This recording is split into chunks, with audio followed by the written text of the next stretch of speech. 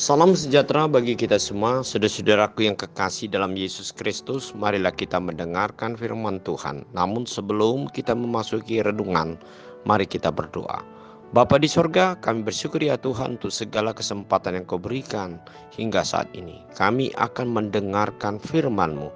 Biarlah Engkau kuduskan firman-Mu dalam hati pikiran kami, sehingga firman ini sungguh-sungguh dapat memimpin dalam setiap aspek kehidupan kami. Dalam nama Tuhan Yesus Kristus kami berdoa. Amin. Firman Tuhan untuk hari ini Selasa 3 September 2024 tertulis dalam Keluaran 23 ayat 1. Janganlah engkau menyebarkan kabar bohong. Janganlah engkau membantu orang yang bersalah dengan menjadi saksi yang tidak benar. Saudara-saudara yang kekasih dalam Yesus Kristus, sebelum bangsa Israel memasuki tanah Kanaan, tanah yang dijanjikan oleh Allah, Allah memerintahkan kepada umat itu supaya kudus hidupnya dengan melakukan segala kejujuran di dalam setiap kehidupan mereka. Oleh sebab itu, Musa memerintahkan kepada umat Tuhan, yaitu umat Israel pada waktu itu, dengan perkataan, janganlah engkau menyebarkan kabar bohong. Janganlah engkau membantu orang yang bersalah dengan menjadi saksi yang tidak benar.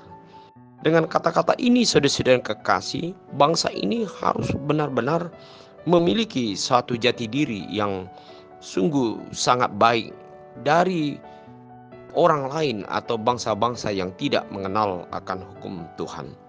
Saudara yang kekasih, umat pilihan Allah berbeda dengan bangsa lain.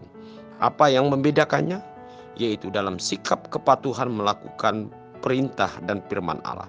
Di dalam perkataan terhadap sesama nampak kebaikan, tidak asal bicara tanpa makna.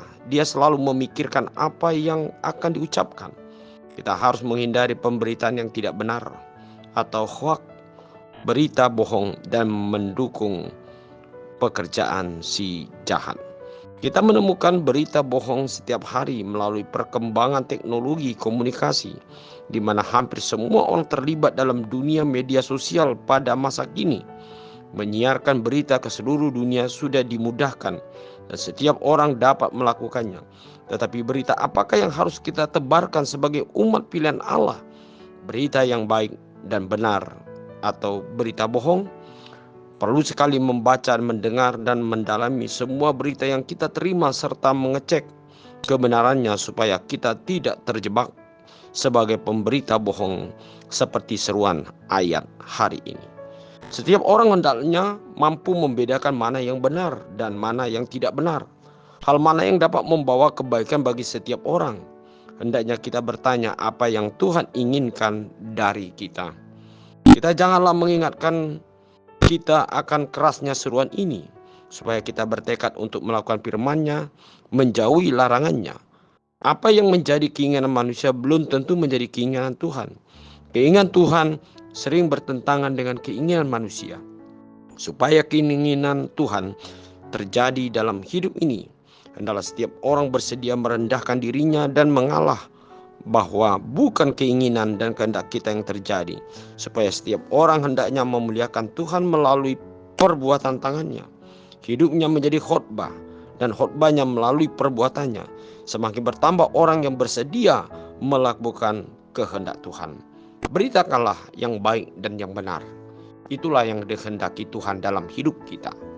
Karena ketika kita memberitakan yaitu kabar kejujuran atau kabar kebenaran, maka kita adalah orang-orang yang menjadi penyambung daripada lidah Allah di dalam kehidupan kita, di dalam persekutuan kita dengan orang lain.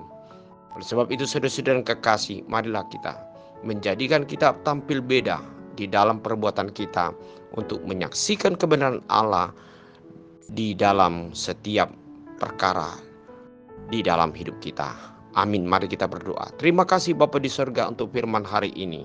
Biarlah kami sungguh-sungguh memberitakan berita yang benar, berita yang dapat membangun dan dapat memperjuangkan, yaitu sesuatu yang benar di tengah-tengah kehidupan. Terima kasih Bapa di sorga, hanya dalam nama Yesus Kristus kami berdoa. Amin.